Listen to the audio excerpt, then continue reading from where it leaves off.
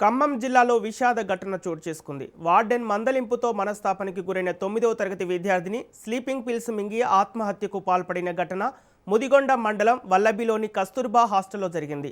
వల్లభిలోని కస్తూర్బా హాస్టల్లో చదువుతున్న 9వ తరగతి విద్యార్థిని వార్డెన్ మందలించడంతో తీవ్ర మనస్తాపానికి గురై స్లీపింగ్ పిల్స్ మింగింది. అనంతరం అనారోగ్యానికి గురైన బాలికను ఆమె అమ్మమ్మ 5 రోజుల క్రితం ఇంటికి తీసుకెళ్లింది.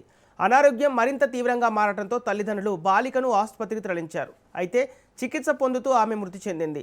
బాలిక మృతిపై ఆగ్రహం వ్యక్తం చేసిన తల్లిదండ్రులు వార్డెన్పై పోలీస్ స్టేషన్లో ఫిర్యాదు చేశారు. హాస్టల్లో తల్లిదండ్రులా ఉండాల్సిన సంరక్షకులు ఇలా వేధించడం ఏమిటని వారు ప్రశ్నిస్తున్నారు. ఈ ఘటనపై పోలీసులు కేసు నమోదు చేసి దర్యాప్తు చేపట్టారు.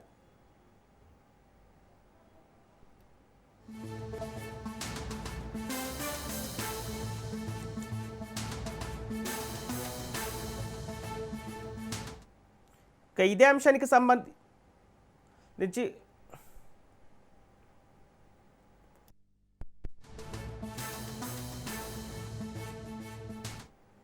ఖమ్మం జిల్లాలో విషాద ఘటన చోటు చేసుకుంది. వార్డెన్ మందలింపుతో మనస్తాపానికి గురైన 9వ తరగతి విద్యార్థిని స్లీపింగ్ పిల్స్ మింగి ఆత్మహత్యకు పాల్పడిన ఘటన ముదిగొండ మండలం వల్లభిలోని కస్తూర్బా హాస్టల్లో జరిగింది. ఇదే అంశానికి సంబంధించి పూర్తి డీటెయిల్స్ మా ప్రతినిధి ఉపేందర్ అందిస్తారు.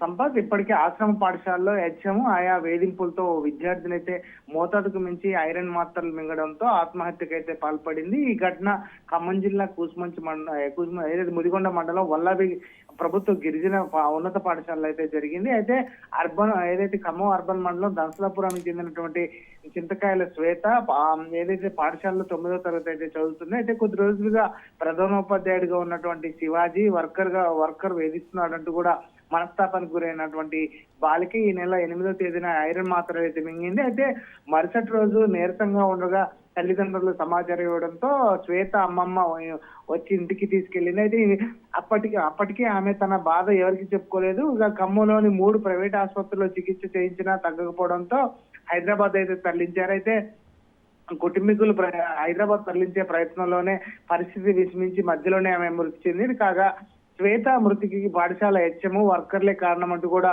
బాలిక తల్లి కళ్యాణి ముదిగొండ పోలీసులకు అయితే ఫిర్యాదు చేసింది. మరోవైపు శ్వేత కుటుంబానికి న్యాయం చేయాలని చెప్పేసి వర్కర్లు హెచ్ఎం పై చర్యలు తీసుకోవాలని చెప్పేసి విద్యార్థి సంఘాల నాయకులు ఖమ్మం ప్రభుత్వ ఆసుపత్రికి మార్జిరి వద్ద అయితే ధర్నా అయితే చేపట్టారు. బాధ్యతలను సస్పెండ్ చేయడంతో పాటు శ్వేత కుటుంబానికి 25 లక్షల నష్టపరిహారం ఇవ్వాలని కూడా బాలిక తల్లికి ప్రభుత్వ ఉద్యోగం ఇవ్వాలని అయితే వారైతే డిమాండ్ చేశారు. దీంతో గిరిజన సంక్షేమ శాఖ డీడీగా ఉన్నటువంటి విజయలక్ష్మి అయితే అక్కడికి చేరుకుని బాలిక కుటుంబానికి 1.5 లక్షల ఆర్థిక సాయం కూడా అందించినట్లయితే మనకు సమాచారం ఉంటుంది. అయితే బాలిక తల్లికి అవుట్ సోర్సింగ్ లో ప్రభుత్వ ఉద్యోగం ఇప్పిస్తామని కూడా హామీ ఇచ్చినట్లయితే తెలుస్తుంది. అయితే కాగా శ్వేతను తన అమ్మమ్మ ఇంటికి తీసుకెళ్లేటప్పుడు ఫంక్షన్ కు వెళ్లేందుకు ఇంటికి పంపించవలసిందిగా ఆమె కోరినట్లు నిరక్షరాస్యులైనటువంటి ఆమె సంతకం ఇంగ్లీష్ లో పెట్టి లేఖ సృష్టించారనే ఆరోపణలు కూడా వినిపిస్తున్నాయి. ఈ విషయంపై హెచ్ఎం శివాజీని వివరణ కోరగా పలుమార్లు ప్రయత్నించినప్పటికీ ఆయన ఫోన్ అయితే స్విచ్ ఆఫ్ అయింది. ఏదేమైనప్పటికీ ఆశ్రమ పాఠశాలలో ఇటు విద్యార్థిని చనిపోవడంపై కూడా పలు అనుమానాలకు తావిస్తుంది. దీనిపై విచారణ చేయాలని చెప్పేసి తల్లిదండ్రులు కూడా కోరుతున్న పరిస్థితి కనిపిస్తుంది.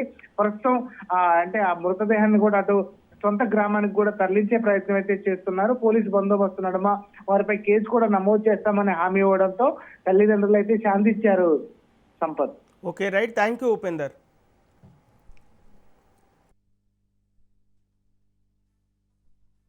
హాస్టల్లోనే మింగింది.